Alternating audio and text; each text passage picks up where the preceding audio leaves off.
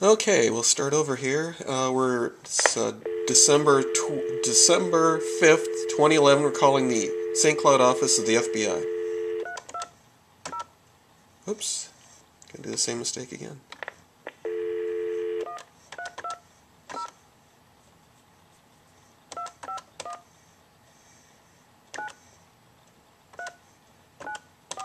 St. Cloud office of the FBI. FBI? Yes, can I speak to an agent, please? Sure, just a minute. Thank you.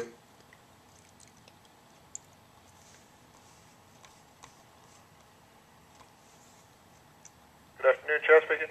Yeah, this is Terry Nemmers.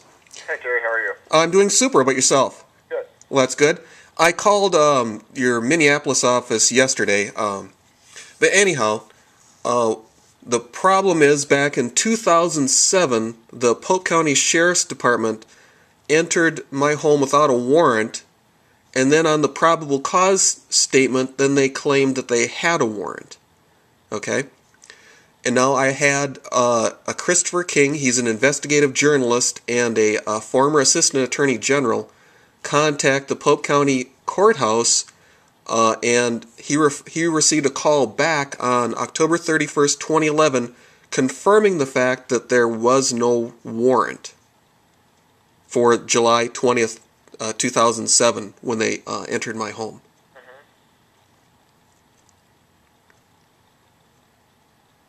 Okay. So that's what I'm reporting. Well, I mean, what would you like to? So you feel like the Pope County did something that they shouldn't have been legally able to do? Well, the thing is, like I said, there's a probable cause statement, which is an a sworn statement, with claiming there is a warrant, and there was no warrant, so that's perjury, right? Okay. And then they broke in my home without the warrant, so that's a violation of my rights, correct? You know, I'm not gonna say one way or another. Well, yeah. Well, I think you know what I'm getting at, though. So I think you know what I want. I don't know. What do you want me to do? Well, I guess I want you to take my complaint and investigate this. Have you spoken to Pope County about this? They know all about it. No, I mean, since you've got the information from, I think you said October 31st, when the investigative journalist got the information, have you provided that information to Pope County and asked them for an explanation? You mean talk to the guy who committed the perjury himself? No. Well, I don't know if you necessarily would have to go to the guy that you think did this, but maybe, I have a lot of counties. I can't think of, to be honest with you, the sheriff's name or Tim Riley. the chief deputy of Polk County right now. But I would maybe at first, bring this to their attention, and maybe there is another explanation for it. I know there's an explanation for it. They wanted to break in my home without a warrant, and then lie about it. Okay, let me put things into context here. I was just maliciously prosecuted by the county attorney's office today for going down and explaining the fact to the Levin Township board members that the sheriff entered my home without a warrant. Okay? I was convicted on trespassing and disorderly conduct. They're trying to run a smear campaign on me to discredit me because I keep on talking about this little violation here. And in fact, the individual I talked to yesterday made it clear that it was, a procedural violation, that this would be investigated, because I had all my information. Now you don't seem to want to do that. Who doesn't want to? Well, it doesn't seem to be like you want to do that. You want me to go talk to them. Well, who did you talk to yesterday? I mean, I'm surprised who did you talk to on a Sunday? I don't know, some guy down in Minneapolis. Right, but, we typically aren't in. I was just wondering, do you remember who you talked to? Don't know. Okay. No, I mean, I'll take a look at it. If you want to send me something, I can, with kind of the facts and, basis for what you think they had done wrong, I'll take a look at it. But I can't make a judgment on the telephone, a 45-second explanation on...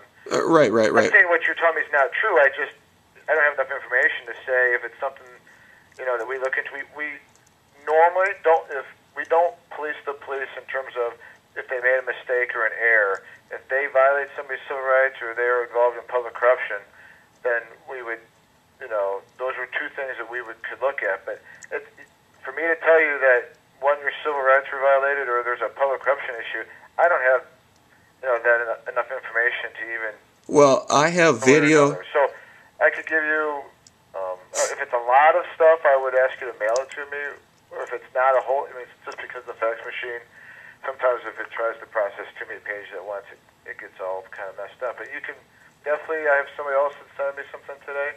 We look at that stuff. That's how we get a lot of our cases. But I can't, Well, I can make it real easy for you. One way or another, because somebody calls me and says that. Right, I understand that. I don't know if they did or didn't. I'm not. Could it happen? Yes. Did it happen? I don't know. I mean, you can send it to me. I can take a look. Make sure you give me your contact information. I can let you know what I think. But we just don't.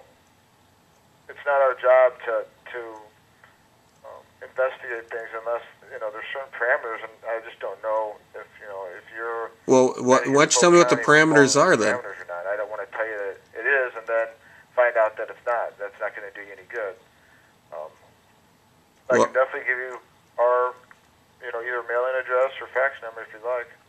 Well, I have that information. Well, if you don't want to waste the time, with the fax, I have it all up on my website. If you want to look there, if you want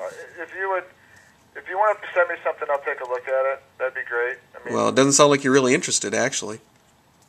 I don't know what you want me to tell you, sir. I'm offering to take a look at it, but you want me to tell you something that I don't have enough information to tell you. That's just how it is. I'm not going to make a judgment against a sheriff's office without having something to look at. Well, yeah, it's a matter of public record. It's not like I'm making this up. Like I said, I have a former assistant attorney general confirm the facts, so I know what I'm talking about. Okay. No, I'm not saying you don't. I just say I need to see it before I would make any type of judgment. Well, I'm not saying you go out and arrest him today. It's not like that. But I just doesn't seem like you're very excited about looking into this. That's, I guess, my point. So. Sir, I don't know what you want me to tell you other than if you will send it to me, I will look at it. Okay. And I don't spend a whole lot of time in the office, but I will look at it within a day or two at the max, and I'll let you know if I think it's something that we should pursue. If not, I think somebody else should pursue it. I'll let you know who that could be. I just don't know without looking at what you've got. Yeah, I understand that. So, what was your name again? My name's Chad, C-H-A-D. Okay. Last name is Schliepsick, S-C-H-L-I-E-P. Oh, okay, hold on. S-C-H-L-I-E-P. S-I-S-I-E-K. Okay. I'm glad you said that, not me. Yeah, no problem. Is that Polish or something, or? No. Do you need the fax number, or do you need my mailing address, or what do you need? Oh, okay. No, I got your mailing address. Do you have a specific box?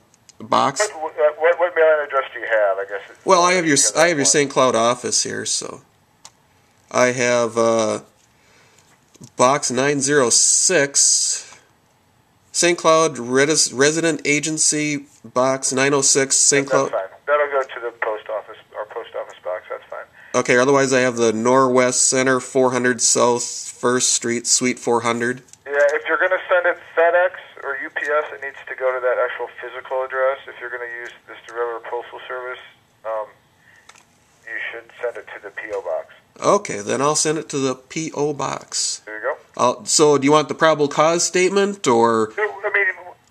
With not knowing what you have, whatever you think would be most, you don't need necessarily see me. I don't know how much documentation you have. I don't need boxes full, but well, I'm not sending. I to kind of go through it and the things that you think that I should see, I would send that. If you have any type of a summary, or if you've gone through that. If not, just some stuff, and maybe try to highlight where you think they made an error. Well, I think I pretty much honed in on the one thing.